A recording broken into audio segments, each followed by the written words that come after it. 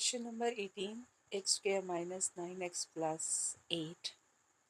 अगर आप इस क्वेश्चन को देखें तो ये फार्मूला से तो सॉल्व नहीं हो सकता, फैक्टराइज नहीं हो सकता, क्योंकि फार्मूला जब भी हमने यूज़ करना है या उसको क्लोज फॉर्म में लिखना है, होल स्क्वायर की फॉर्म में लिखना है, तो आपके पास दो परफेक्ट स्क्वायर होना लाजमी है।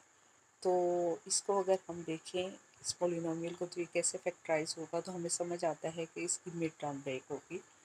आपको ऐसी दो वैल्यूज़ की ज़रूरत है कि जिनको अगर आप मल्टीप्लाई करें तो यू गेट +8, और ऐड करें तो आपके पास 9x आए। तो ऐसी दो वैल्यूज़ 8 एंड 1 होंगी। तो आप जो है वो -9x को स्प्लिट कर देंगे, माइनस बाहर ले लेंगे, और 9x को आप लिखेंगे 8x प्लस 1x। 8x को जब x के साथ आप मल्टीप्लाई करेंगे तो यू गेट 8x², और जब आप ऐड करेंगे तो आपके पास 9x आ जाएगा। अब आपने क्या करना है कि आपके पास जो है वो that is x² minus bracket open करेंगे तो -8x and -x plus 8। So what you get, ये आपके पास पहले दो को मिला के आप एक पेयर बनाएंगे, लास्ट टू से आप सेकंड पेयर बनाएंगे। फर्स्ट पेयर में से आपके पास x कॉमन आ रहा है तो आपके पास अंदर x-8 रह रहा है। सेकंड में से आप -1 कॉमन लेंगे and you get x-8। So x-8 common है दोनों में, उसको आप स्टार्ट में लिख लेंगे and you get x-1। So two factors are x-8 and x-1। Okay, question number 19, that is 10z square minus 29z plus 10. No again इसका क्या करेंगे, हम मिड टर्म ब्रेक करेंगे because there is nothing common and इस पे आपके पास formula भी apply नहीं हो रहा। तो हम क्या करते हैं, मिड टर्म ब्रेक करते हैं। Pick up any two values whose product is 100 and whose sum is 29. So these two values are 25 and 4. If we multiply 25 by 4 we get 100, and if we add up these two values तो हमारे पास 29 आता है। सो हमारे पास जो 29z को हमने break किया दो वैल्यूज़ में, that is 4z and 25z, और इन्हीं को अगर हम मल्टीप्लाई करेंगे तो वी गेट 100z², और ऐड करेंगे तो 29z आ जाएगा। माइनस को हम बाहर रखेंगे, फिर हमने थर्ड स्टेप में हम क्या करेंगे, इस नेगेटिव साइन को ब्रैकेट को ओपन कर देंगे। 10z² minus 4z minus 25z and plus 10। Now make the pair of first two values and last two values.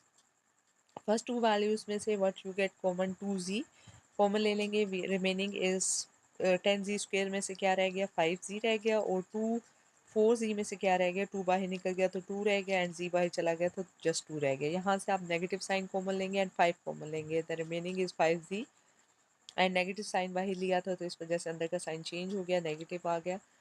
So 5z minus 2 common in both, उसको एक दफ़ा लिख देंगे, and 2z minus 5. So these are the two factors. Okay, the question is question number 20, that is -3y² plus 13y minus 4. So look at this question. Firstly we take the negative sign common, and the आपके पास remaining क्या आ जाएगा, 3y² minus 13y plus 4. Now we have to break the mid term.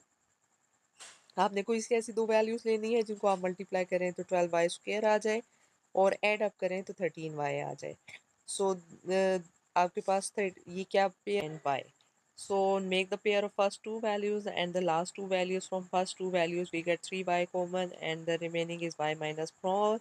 From the uh, second one, second pair जो है we get the -1 common, and the remaining is y minus 4. So y minus 4 is common in both these two. So अब y minus 4 आपके पास आ जाएगा एक factor, और दूसरा factor आपके पास आएगा 3y minus 1 with the negative sign outside. So this is question number 20. Okay, question number 21, that is x² minus 21x plus 90. So again इसकी भी मिड टर्म ब्रेक होगी।